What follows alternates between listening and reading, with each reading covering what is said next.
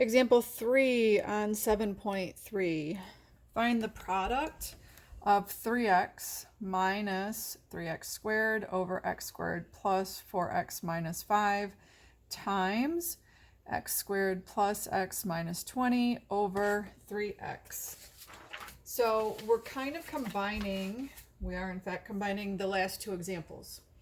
So we need to factor, cancel, look at excluding.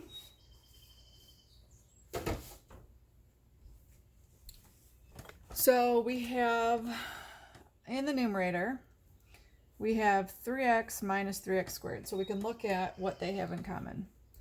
So we have, what can we pull out of here? We can pull out a 3x. 3x divided by 3x gives us 1 minus 3x squared. Take out the 3x, we have an x left. On the bottom, we have x squared plus 4x minus 5. This, we can use our x. We need factors of negative 5 that equal 4. So negative, let's see, we need 5 and 1. Has to be positive when we add it, so 5 and negative 1. So on the bottom, we have x minus 1, x plus 5.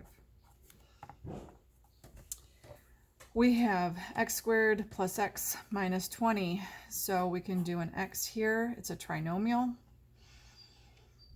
So we need factors of negative 20 that equal 1. So 1 and 20, 2 and 10, 4 and 5. So 4 and 5. Needs to be negative when we multiply it and positive when we add it. So that means negative 4, positive 5.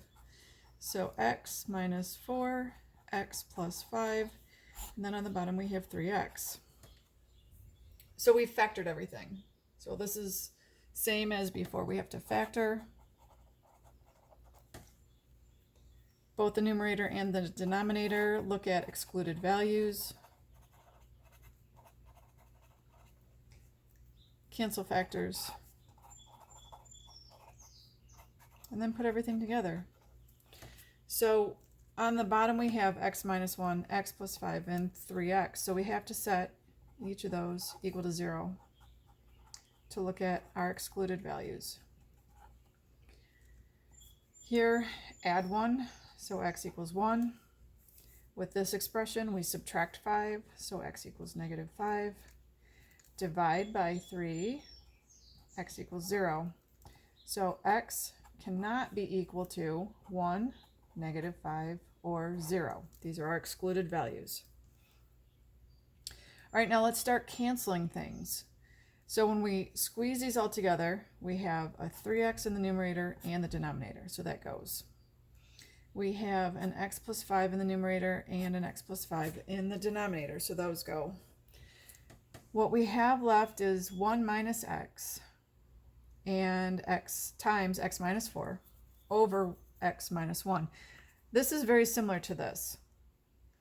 So if we factored out a negative 1 from the top, that would give us negative 1 plus x over x minus 1 times x minus 4.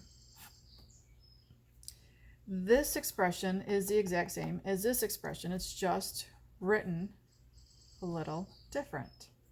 If we put the x in front, it's a positive x and it's a minus 1. When you see an expression that has the signs opposite, you can factor out a negative 1 to then cancel.